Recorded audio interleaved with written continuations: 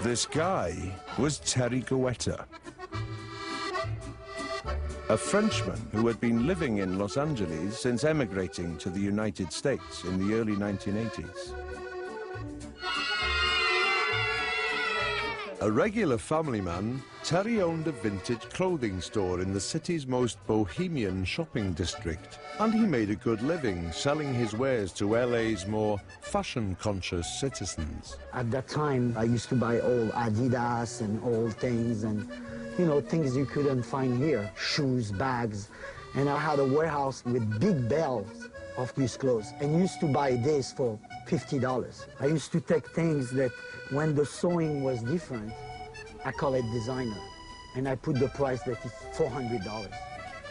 So from $50, sometime I could make $5,000. But there was one very unusual thing about Terry.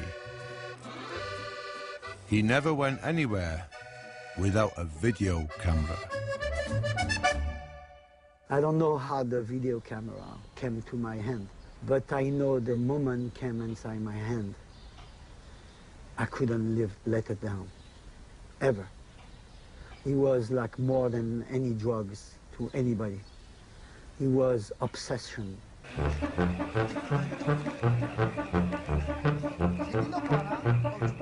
When I pick up the camera, I couldn't do anything without capturing it.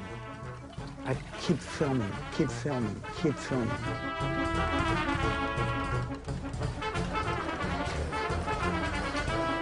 I was filming and filming myself, filming. It didn't stop. It just didn't stop. In my own house, when the kid grew up, I had cameras set up everywhere. I was completely nuts with camera. Even taking pictures, he would do it like, you know, like he was using even the picture camera like he would use a video camera.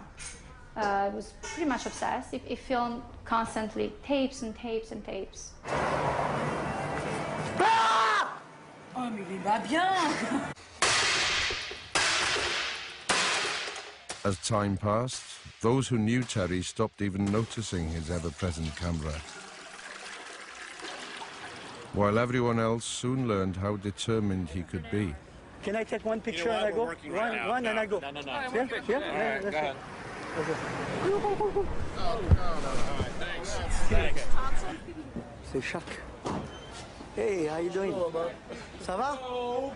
Say hello to the French people. French people, that's enough. Stop recording. That's good. Okay. When you go film someone else? Yeah, I do. Hey? I do. Why don't you go and do it now? Because it's not every day that I see.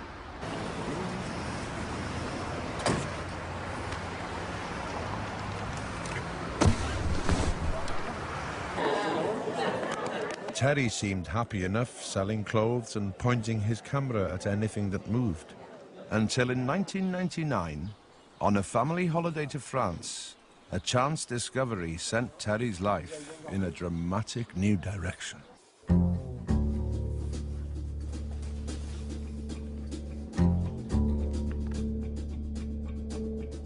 My cousin, at that time, he was artistic, you know. He was putting mosaic together and trying to do the game of Space Invaders, recreating the character kind of way. So I filmed him.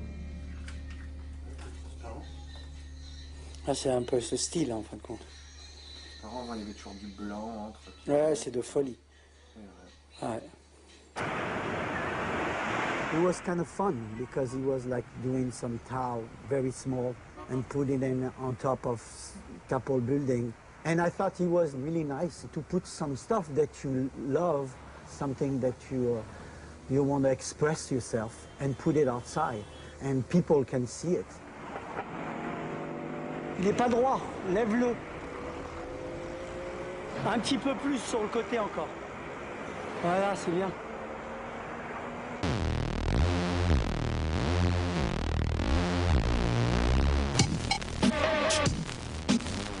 Terry's cousin was Space Invader, a major player in an explosive new movement that would become known as street art. This hybrid form of graffiti was driven by a new generation using stickers, stencils, posters and sculptures to make their mark by any means necessary. With the arrival of the internet, these once temporary works could be shared by an audience of millions. Street art was poised to become the biggest countercultural movement since punk. And Terry had landed right in the middle of it. When I was with Terry, Terry was with his camera, and he was filming me all the time. But when people were asking me what this guy is doing, I was saying, it's okay, it's my cousin. And generally, people were thinking, oh, this guy is cool, let him film. Mais c'est ton métier ou pas? Bah, c'est ma passion. Qu'est-ce que tu fais pour gagner ta vie? J'ai fait plein de petits trucs et aujourd'hui, je fais un break. Through my cousin, I met Andre. Andre has this character that is a smiling face, that blinking an eye, and you know, with like long legs and walking everywhere, you know, like kind of a cartoon character. And I met Zeus. He was like painting like shadows on the street of different things. I like to capture those people because I thought it was nice what they were doing. And they really believe it. You know, they really loved it. I'm starting to really see like a gallery outside. Fais gaffe de ne pas marcher sur la peinture.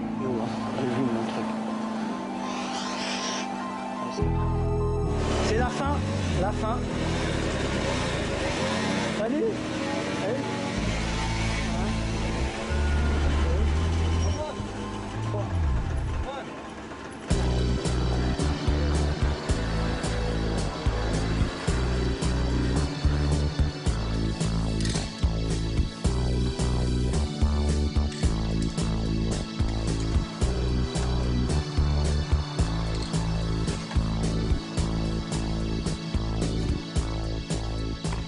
I just loved it, you know, filming at night and street, because it was like a mix of fears and getting something that nobody sees. And somewhere you an illegal and you can get caught, you know? So it was like that feeling that it was like a danger. And I like that, you know, I like the danger. You know, it made me feel good.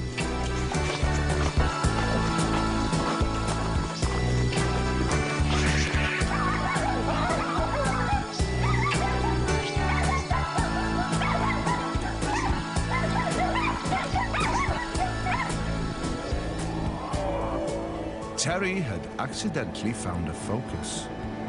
The man who would film anything had stumbled into an intriguing underground world. And now that he had found it, he wasn't about to let it go.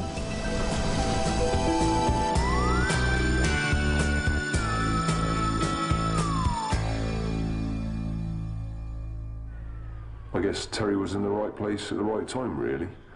I mean, the thing is that most normal art is built to last like hundreds of years. It's cast in bronze or it's oil on canvas, but street art has a short lifespan, so it needed documenting. You know, we all needed someone who knew how to use a camera. A few months later, Invader visited Los Angeles for the first time, giving Terry the chance to pursue his new passion on home turf. Ok, allez, viens, il y a les flics. You can't do that here. It's to take pictures. Right, not here, not that. No, that's graffiti. That's not graffiti. No, but that's not graffiti. Then remove it, 'cause you guys That's gotta an go. art. That's an art. You guys need to go. But this is like Space Invader. You know Space Not Invader? here. I know Space Invader, not here, no. You don't know Space Invader? Go! I was filming Space Invader, but I wanted more. You know, so I mean, it's like I could get him all the time, so I wanted somebody that I couldn't get. Terry's opportunity to meet someone who could keep him in steady thrills came a few days later when Invader arranged to meet up with another West Coast street artist. His name was Shepard Fairey.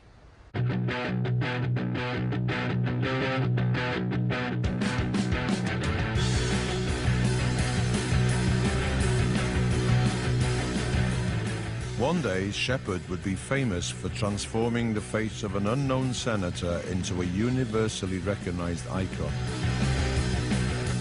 But even back in 2000, Shepard was the world's most prolific street artist. Shepard's experiment with the power of repetition went back to 1989 and an image based on cult 70s wrestler Andre the Giant.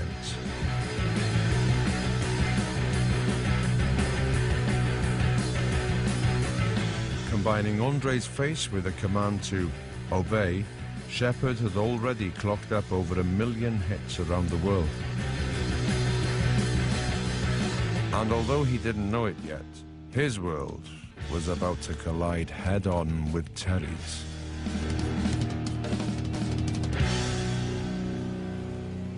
Shepard Fairey was at Kinko's on Vine, and Space Invader had something, a trouble or something, and he couldn't make it that moment.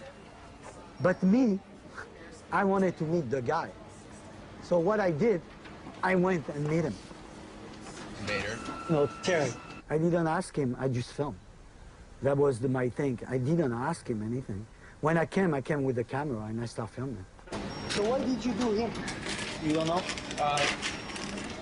Or you knew the guy?